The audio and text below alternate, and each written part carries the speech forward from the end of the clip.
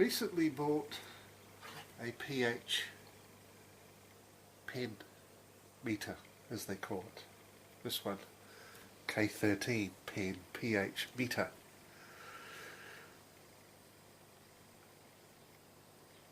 They use the words instruction manual, which is probably not quite accurate.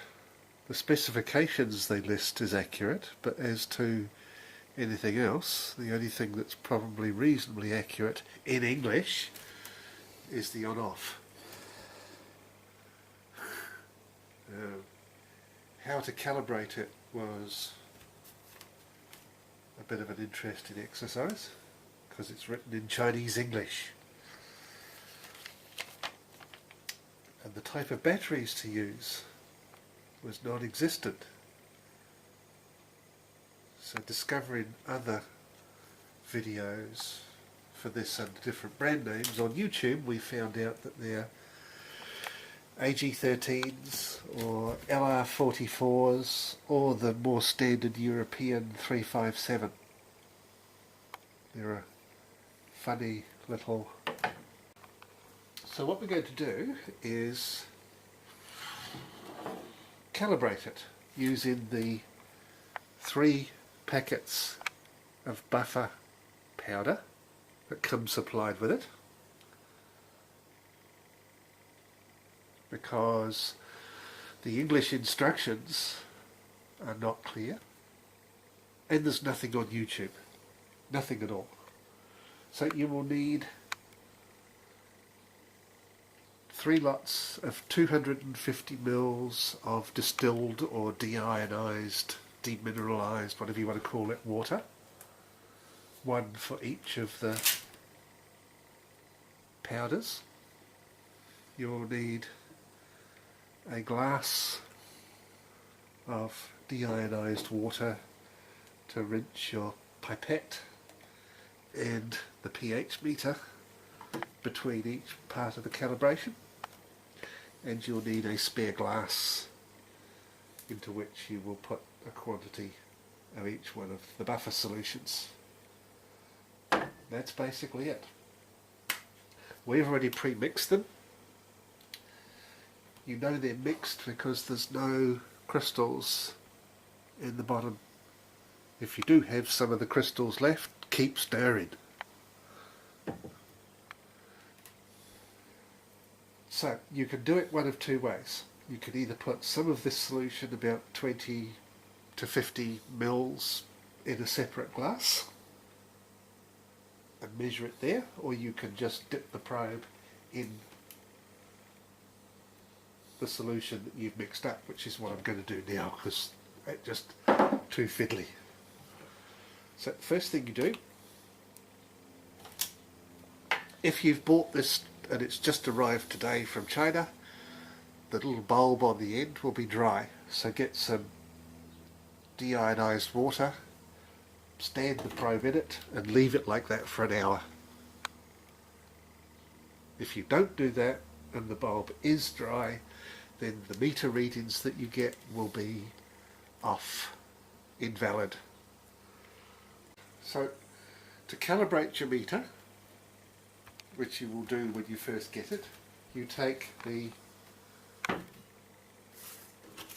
6.86 buffer powder, mix it in the water, and as I said, if you can see crystals on the bottom of the glass, keep stirring. And it will eventually, it might take a minute to a minute and a half, 2 minutes to dissolve, but it will get there. Turn your probe on, put it in the water and push and hold the calibrate button.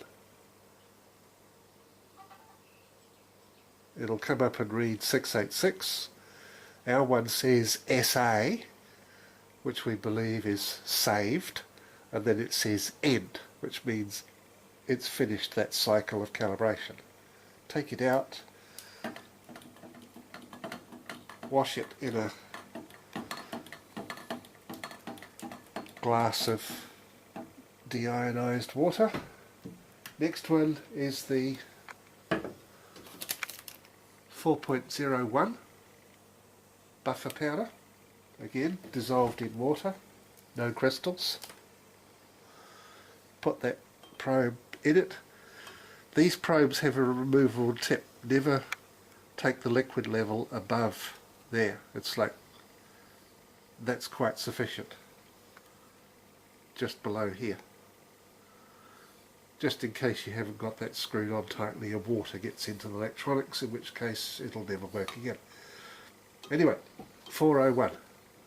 Push and hold cal. It says, it reads 401, SA, end, done. Then rinse it, demineralized water. Last one, pH 9.18 solution. Put it in it. Push cal. It displays cal. Oops. Let me do that again. Cal. SA, end. And there you are. Wash it around in your deionized water. Pat dry at the end. Now, something to note. There's a little glass bulb in here. Don't touch it. Don't bang it. Don't do anything with it other than get the hell away from it. If you scrape it or crack it or anything, the whole meter's screwed. Throw it in the rubbish, get another one.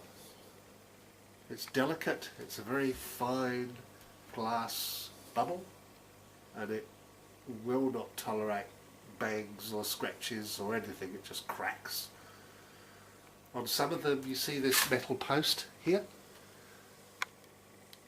That's the temperature probe. That's where, in our one, we get a temperature reading on the bottom half of the screen.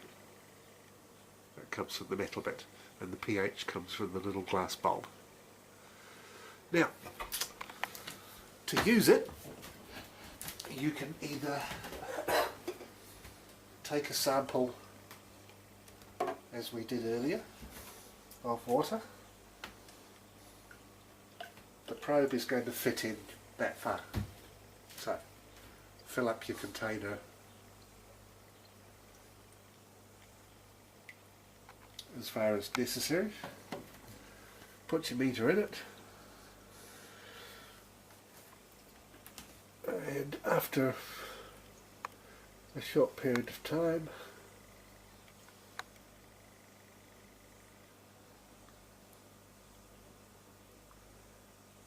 it will step up to what it considers to be the pH value of that water. Got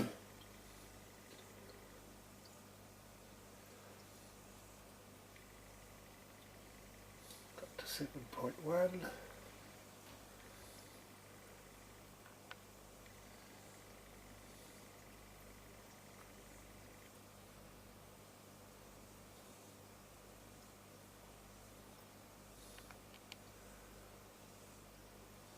The instruction said something about, see the decimal point after the 7? See that it's flashing? It said something along the lines of, when that decimal is flashing, then you can accept the reading, even though it may change over time.